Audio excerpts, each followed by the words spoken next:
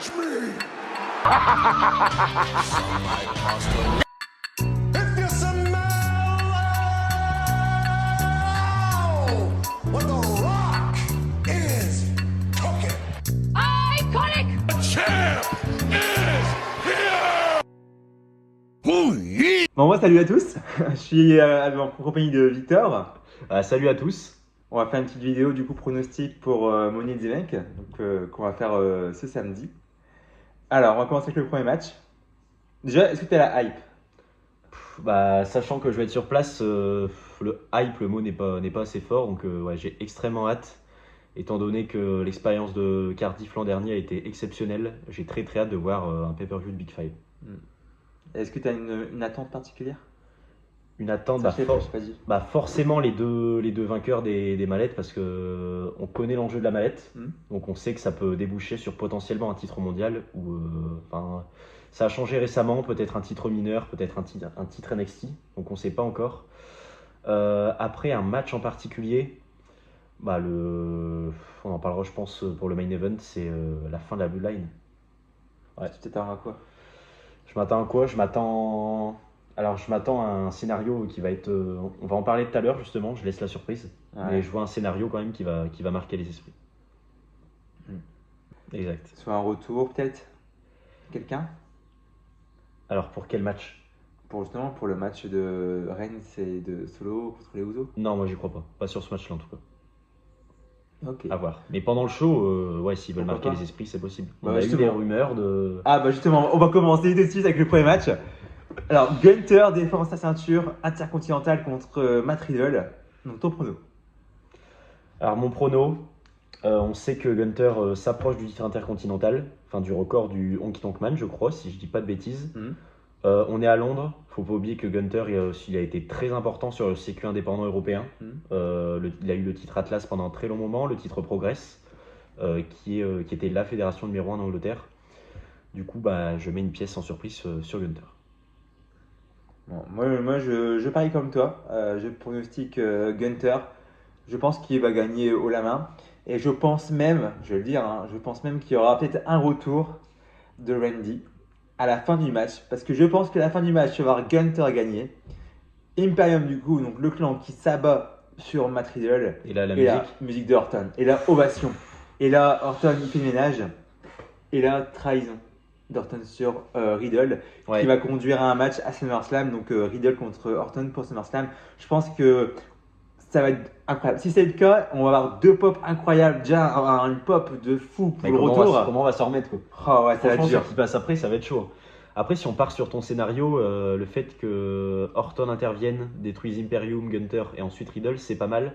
Parce que moi, je voyais mal Orton s'orienter vers le titre intercontinental, Ouais. parce que Gunther, il mérite pas que son règne s'arrête tout de suite. Pareil, et je vois mal Orton. Même Orton, je pense que maintenant il est en fin de carrière. C'est vrai que partir sur un match pour un titre intercontinental, c'est pas non plus ce que a besoin le titre. Le titre a déjà un très bon champion et je pense qu'ils n'ont pas besoin de ça pour Orton et pour la ceinture. Donc pour moi, je vois bien Orton partir sur une rivalité face à Riddle et en heel quoi. En heel comme on aime bien. Donc Ouais. Du coup, la boucle serait bouclée quoi. Riddle, ça a eu du mal à commencer. Ensuite, ils ont eu les titres tag. Et là, ça se termine par un match entre les deux à SummerSlam, ce serait parfait. ouais, j'espère. En tout cas, on verra. Je pense que peut-être que ce match-là, il sera peut-être juste avant la Bloodline, je sais pas. En plein milieu du show, peut-être. Non, il faut un gros match pour ouvrir. C'est justement le prochain match. Je pense que ce sera l'opener. D'accord. Donc Ronda Rousey et Shayna Baszler. Non. Non, en fait, j'ai vu la mallette. J'ai vu le match le moins intéressant de la carte. Donc je pense que malheureusement, ils vont faire les frais. Je pense aussi. Donc on parle bien du championnat par équipe féminin. Donc Ronda et Shayna contre Liv Morgan et Raquel Rodriguez. Donc trop pour nous. Il y a eu des rumeurs récemment sur le fait que Ronda Rousey pourrait apparaître à NXT. Ah ouais? Ouais. Donc, donc j'ai envie de dire, je pense que j'aurais kiffé Liv Morgan et Raquel, mais je pense que ce sera Ronda et Shayna. Pourquoi? Première raison, parce qu'elles viennent de fusionner les titres avec ceux d'NXT. Et du coup, si on parle de rumeurs d'aller à NXT, ce serait logique que Ronda et Shayna retournent à NXT pour dire on a gagné les titres d'NXT, donc on vient les défendre. D'accord. Mais ce serait un crève-cœur de voir Liv Morgan ne pas gagner le titre qu'elles n'ont jamais perdu. Qui n'a jamais perdu, et puis qu'elle a fait des retours, enfin elle a fait un retour quand même assez rapide pour l'opportunité de revenir, quoi. Donc Liv Morgan elle a tout fait pour revenir assez vite, donc c'est à noter. Bon, après je pense aussi comme toi, Ronda et Shayna gagnantes, hein. Donc ensuite là on a le match entre Cody Rhodes et Dominic. Prono. En vrai, Dominique. Ouais, en vrai, Dominique, parce que tout le monde s'attend à ce que Cody Rhodes gagne, à ce que Cody Rhodes détruise Dominique pour passer à Lesnar. Moi, au contraire, je me dis que Dominique, il faut pas l'arrêter dans sa course. Pareil pour le Judgment Day. Je pense qu'ils vendent du merchandising à gogo. Ils sont toujours dans les très très bons segments dans les shows weekly. Et je me dis qu'en vrai, une victoire de Dominique face à Cody Rhodes, en fait, déjà il a perdu à WrestleMania, on s'y attendait pas. Il a perdu bon, ça remonte à longtemps, mais son match en début face à Rollins, il lui manque une grande victoire. Du coup, j'ai envie de dire que Dominique va remporter le match. Bon, bien sûr, ce sera un upset, il y aura une triche de Rhea Ripley, quelque chose comme ça. Et en intervention finale, une nouvelle fois, une musique d'une superstar multi-champion du monde. Bah, ce sera Brock Lesnar. Brock Lesnar, il y a une rivalité à terminer du côté de SummerSlam. Et donc, je vois SummerSlam intervenir et soit coûter le match à Cody Rhodes, soit en après-match, une descente, quoi, une mise à tabac de Cody Rhodes. Donc, victoire de Dominique Mysterio. Ah, tu me fais douter parce que du coup, moi de base, j'avais pensé à justement une victoire de Cody. Tout le monde le voit, un main eventer, la top star. Donc, pas contre Dominique qui est quand même un mid-carder, il faut s'avouer. C'est pas lui qui a vendu les shows juste à lui tout seul, même si j'aime bien. Mais c'est vrai que le faire perdre face à Dominique, ça serait un truc de fou. Mais c'est vrai que c'est justifié. Si jamais tu as un Brock Lesnar qui intervient ou un Damien Priest qui intervient pour aider Dominique. Bah, surtout Lesnar, parce qu'on sait qu'à SummerSlam, il y aura Cody Rhodes contre Brock Lesnar. Ouais. Donc ce serait plausible, c'est vrai. Mais après, je ne vais pas changer ma décision, même si c'est très crédible. Pour moi, ce serait Cody Rhodes. Mais c'est vrai que ça se tient. Oh la pop. Lesnar qui arrive. Match suivant. Bah ouais, vas-y, dis-moi. Bah, match suivant, c'est tout simplement le titre qui a été inauguré il y a pas si longtemps du côté de la branche rouge. C'est le titre World Heavyweight, le retour. Donc là, on a Finn Balor qui vient sur ses terres essayer de conquérir le titre de Seth Rollins. Bon, là, malheureusement, je vois pas de résultat surprise. Et je vois. Par contre, je pense qu'il y aura un gros soutien populaire de la part du public de Londres et donc de nous envers Finn Balor. Il y aura bien sûr les chants de Seth Rollins comme à son habitude. Je pense que ce sera le plus beau match de la soirée en termes d'in-ring, pas en termes d'émotion. Ça, ce sera plus le main event. Mais ouais, en gagnant, je vois Seth Rollins conserver parce que la ceinture a besoin de Seth Rollins et Seth Rollins a besoin de la ceinture.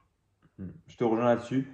Je pense qu'il y aura une grosse ovation pour Balor, qui, avec, on sait, hein, la culture irlandaise, qui est pas très loin, l'Irlande. Donc je pense qu'il y a moyen qu'il reçoive une belle ovation aussi. Et je pense que ça a du 50-50 au niveau de la foule. Je pense que la foule serait content si jamais ce sera Balor. Et si c'est Rollins, ce sera pareil, hein. Pour moi, les deux, ils auront le soutien de la foule. Et je pense que niveau in-ring, comme tu le disais, ça va être le meilleur match pour moi. Ouais. Pour moi, ils ont fait monter la hype chaque semaine avec des brawls, etc. Je pense que ça va partir très très loin. Donc je sais pas si ça va partir avec peut-être une stipulation au cours de match. Enfin, peut-être, tu vois, il commence le match, il y aura peut-être un DQ. DQ, Et là, puis après l'arbitre. ils partent. Ouais. Ils redémarrent sur peut-être un match sans disqualification, etc. Donc je sais pas. Mais pourquoi pas. Donc, victoire de Rollins pour toi, qui conserve. Pour moi, c'est une victoire de Rollins qui conserve, effectivement. Là, si on arrête le show maintenant, on a déjà des matchs et des scénarios de ouf, quoi. Et sans parler des matchs à stipulation. Bah, parlons-en. Premier. Ouais, moi, c'est le match que je veux ouvrir le show parce que quand il y a un Money in the Bank, depuis qu'il y a l'édition masculine et féminine, on en a souvent un qui ouvre le show, un qui ferme le show. Sauf à l'édition du Covid où il y a eu. C'était pas les deux Money in the Bank en même temps? Ou un truc comme ça? En même temps, c'est déroulé en même petits temps, ouais. Dans le cas général, ouais, c'était en même temps, il me semble. Ouais. Donc, Ils sont même croisés, je crois. Il y a un moment où ils croisent les deux équipes. Ouais. C'est ça. Hein. Donc du coup, Io Sky contre Trish Stratus, Zoe Stark, Bayley, Zelina Vega et Becky Lynch. Quelle affiche, franchement. On a des top stars, on a des, comment on dit ça? Des potentiels vainqueurs, des gens à qui la mallette irait bien. On a des personnes locales aussi. On a Becky Lynch aussi, qui est née en Irlande. Donc là aussi, ça peut être une sacrée époque pour elle. Même Bailey, hein. Bailey, je pense que souvent Bailey en Angleterre, ça c'est pas marche mal. très Hein. souvent. Tu vois qui? Mon pronostic. De base, je voyais Becky Lynch. Parce que je me dis, bon là, elle est revenue petit à petit. Elle a une rivalité avec Trish Stratus. Il faut lui donner la mallette. Mais je me dis, avec le talent qu'il y a dans le match, ce serait con de le donner à Becky Lynch, qui elle peut avoir un match de championnat par un autre moyen. Donc je pense que beaucoup la voient gagner. Je pense que c'est le moment. C'est Io Sky. Ouais. C'est Io Sky et elle a besoin de cette mallette. Et je vois même un cash-in dans la soirée. Bah ouais, il faut marquer le coup, un pay-per-view du Sur Top 5 en du Europe. coup, sur quelle catcheuse? Rhea ou Asuka? Asuka. Les deux japonaises. Comme ça, on aura un Io Sky Asuka SummerSlam. Ça a de la gueule. Ouais. Ouais, je suis Et d'accord ensuite, avec toi. Becky Lynch et Trish Stratus et Zoe Stark qui vont continuer leur rivalité de leur côté.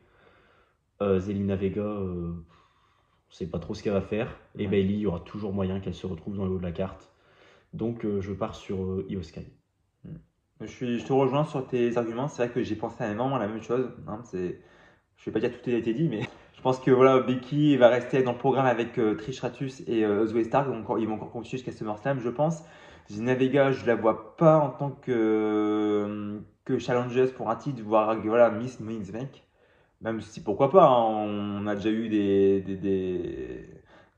détentrices pardon, qu'on sous-estimait et qui ont gagné. Ouais, Carmella par exemple. Carmela. Donc pour moi, Zelina, je pense que non, c'est pas pour elle, je pense pas. Et Bailey, bah, je pense que voilà. Comme disait Victor, elle peut retomber sur ses pattes, il n'y a pas de souci.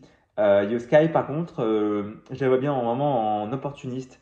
Elle est parfaite et je pense qu'elle ferait vraiment une très bonne championne, vraiment très très bonne. Et je pense que si jamais elle affronte justement Asuka ou même Charlotte, parce qu'ils ont un match vendredi.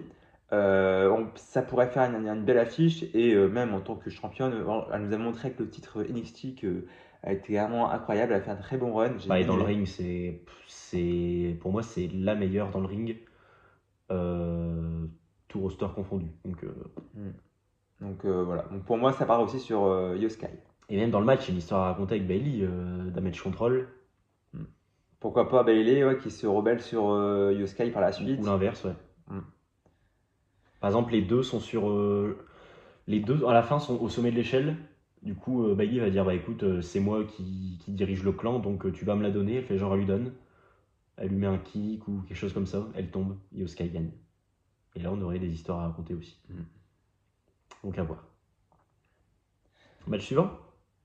Pour l'avant-dernier match, donc le match pour les mecs cette fois-ci, Damien Priest contre Butch, contre Santos Escobar, LA Knight, Shinsuke Nakamura, Logan Paul et Ricochet. Alors moi, je tiens à dire qu'il y a beaucoup de gens qui aiment pas le match parce que ça manque de top stars, ça manque de grosses affiches, par exemple. Et moi, j'adore parce que ces mecs-là, tu les mets en solo, chacun de leur côté, à part Logan Paul qui a déjà eu sa chance du côté de l'Arabie Saoudite face à Roman Reigns. On savait qu'il allait pas gagner, pertinemment. Et là, pour moi, c'est ce pourquoi le Money in the Bank est fait, c'est pour donner une chance de titre mondial à une superstar de mid-card ou quelqu'un qui est au bas de la carte. Et pour moi, il y a tout dans ce match. Il y a du gros physique avec LA Knight, Damian Priest, Butch qui va, voilà, c'est le strong style.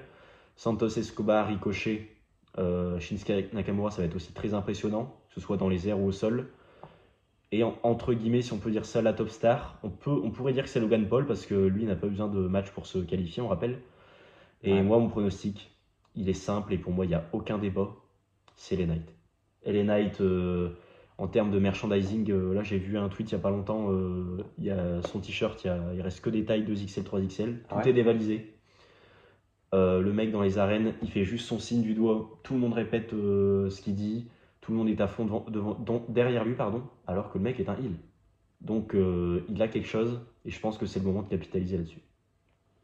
Bah, je te rejoins également sur ça. Je pense que Lenay, c'est vraiment celui qui a le plus de potentiel pour devenir champion. Avec Logan Paul, je pense que Logan Paul, il ne faut pas l'oublier. Je pense qu'il a possibilité aussi d'être Mister Money in the Bank. Surtout qu'un Mister Money in the Bank, c'est pas forcément nécessaire qu'il soit là chaque semaine à un weekly par rapport à un champion. Je pense qu'il peut apparaître de temps en temps, faire la promotion, et même intervenir à tout moment. Tu dis, Logan Paul qui est derrière, tu dis, ah, il est là ce soir, il y a que la mallette. Donc il a pas besoin de toi, ça peut en plus créer une surprise supplémentaire du fait qu'il soit là, alors qu'on s'y attendait pas. Donc je pense que Logan Paul, c'est possible, il n'a pas besoin d'être là chaque semaine pour défendre sa mallette et montrer qu'il est Mister Money in the Bank. Il peut même se faire oublier pour revenir plus fort et créer la surprise. Pour moi, c'est Logan Paul ou LA Knight. Nakamura, pour moi, je pense que Bah, il a c'est déjà terminé. gagné un Rumble par la suite, on lui a pas donné le titre mondial. Je pense que pour maintenant, c'est un peu mort. C'est terminé. Et il a pas trop de hype derrière lui. Ricochet, ça revient pas mal, franchement, mais Ouais. je pense que ce sera pas suffisant. Santos Escobar, je pense que c'est pour, entre guillemets, remercier de ce qui s'est passé du côté de Backlash avec la LWO, c'était énorme, donc c'est un peu, je pense, un Après- cadeau de remerciement. Après Santos Escobar, si jamais il passe heel, ça pourrait être sympa. Franchement, Santos Escobar qui devient heel, qui trahit par exemple Rey Mysterio, qui s'appare une rivalité et après Après, en solo, il- je pense qu'il aurait du mal, il faudrait qu'il reste avec Zelina Vega, quoi. en manager, ouais, pourquoi pas. Et Santos Escobar, pour le peu de temps que je l'ai vu à NXT en heel, j'ai bien aimé son run. Et je pense que en solo, même avec la mallette, ça peut offrir quelque chose. Ça fait penser un peu à Del Rio. Del Rio. Ouais. Il peut avoir le même caractère, le même personnage, je pense.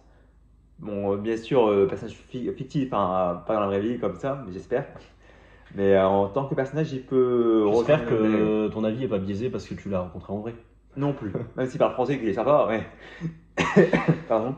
Je pense que Santos Escobar, il pourrait faire l'affaire.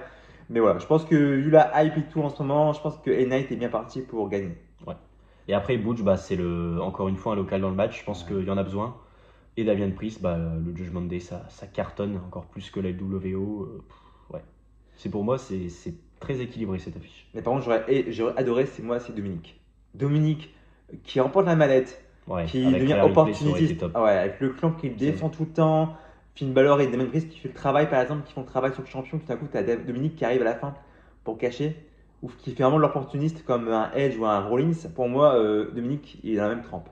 Donc pour moi, Dominique, c'est un très très très gros regret de ne pas l'avoir là, quoi. Vraiment dans le match. Et d'avoir sa chance pour être Mister Money in the Bank. Franchement, c'est vraiment le plus gros regret, quoi. J'aurais adoré. Bon, je crois que c'est l'heure, hein. C'est. Ah, mais it's minute, comme dirait McHenry. Bon, là, bah, l'affiche parle pour elle-même, hein. Ça fait des années que ça a commencé, depuis le retour de Roman Reigns à Payback 2020, quand il a fait son spear sur Bray Wyatt. SummerSlam, je dirais même, non? Il a fait son SummerSlam retour à 2020. Payback et il a gagné à SummerSlam. Oui. Roman Reigns est au sommet de son art, on le voit. Bah, encore une fois, je vais revenir sur tout ce qui est le merch, la vente de tickets et tout. Le mec, dès qu'il est présent, tout le monde veut voir ce qui se passe. Dès qu'il est dans un segment, c'est le plus vu sur YouTube. C'est voilà, c'est la tête d'affiche de la compagnie. C'est même, je dirais, la tête d'affiche du catch en général. Son titre lui va à merveille. Il a même pas besoin d'être défendu. Et là, franchement, entre une défense de titre banale et cette affiche, je pense que tout le monde préfère cette affiche-là parce que l'histoire, ça fait des années que ça dure. Et là, on a une guerre civile entre des gens d'une même famille. Donc Solo Sikoa qui reste aux côtés pour l'instant de Roman Reigns. Est-ce que ça va continuer pendant le match ou la rivalité, on ne sait pas. Contre les Usos qui ont switché, qui ont vrillé. Quel match. Ensuite, est-ce que il y aura une stipulation? Je pense que Civil War, c'est entre guillemets une stipulation cachée. Je pense que l'annonceur ou l'annonceuse dira que tout est permis. Moi, je le vois comme ça. Parce que si c'est un match tag classique, vu les catcheurs, ça va être un peu lent, je pense. Du coup, je pense qu'on a besoin de, je sais pas, de kendo stick, de chaises, un peu de table. Un match sans disqualification, peut-être. Ouais. Mais moi, je pense qu'ils ont mis Blue Line Civil War dans le sens commercial, pour vraiment histoire de Ouais, aussi. promouvoir, quoi. Vraiment pour marquer le coup et dire voilà, ça va être la guerre civile, vraiment pour faire vendre, en fait. Même s'ils n'ont pas besoin, je pense que là, l'œuvre de Arena serait bien rempli. Bah, sans aucune annonce de match, ça a été rempli en quelques heures. Donc, Donc, je pense que si en voilà, plus on nous rajoute ça, c'est du bonus. côté marketing. Mais voilà, je pense que, comme disait Victor, hein, je pense que ça peut partir sur un match à stipulation annoncé le soir même, ou la veille à SmackDown, où ils peuvent annoncer le match qui change, qui passe sur un match sans disqualification, ou un match, je sais pas moi, un False Count Anywhere, où ça pourrait partir dans les loges, etc. Donc ça pourrait être sympa, mais bon, j'ai du mal à y croire. Mais parce qu'on a quand même pas mal de stipulations dans la soirée avec les matchs Money in the Bank. Donc je pense que déjà ça va remplir la carte. Donc voilà. Donc pour moi, en pronostic, je me lance. Vas-y. Je vois bien Roman Reigns et Solo. Je vois Et qui fait le tomber sur qui? sur Solo. J'ai dit n'importe quoi, excusez-moi. Solo qui fait le tomber? Sur Solo, ouais, exactement. Non, je pense que ça va être Roman Reigns qui va faire le tomber sur les Usos pour vraiment marquer le coup en disant c'est moi le papa, quoi. Sur les deux? Je pense que sur les deux, ouais. Ah ouais.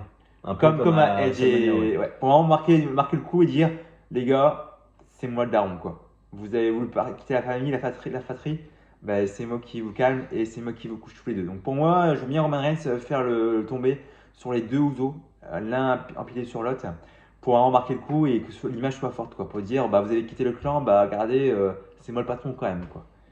Donc pour moi, ça va partir là-dessus et je pense que Roman Reigns qui subit une autre défaite avec Solo en équipe en 2 mois de temps, ça ferait peut-être 2 trop pour moi.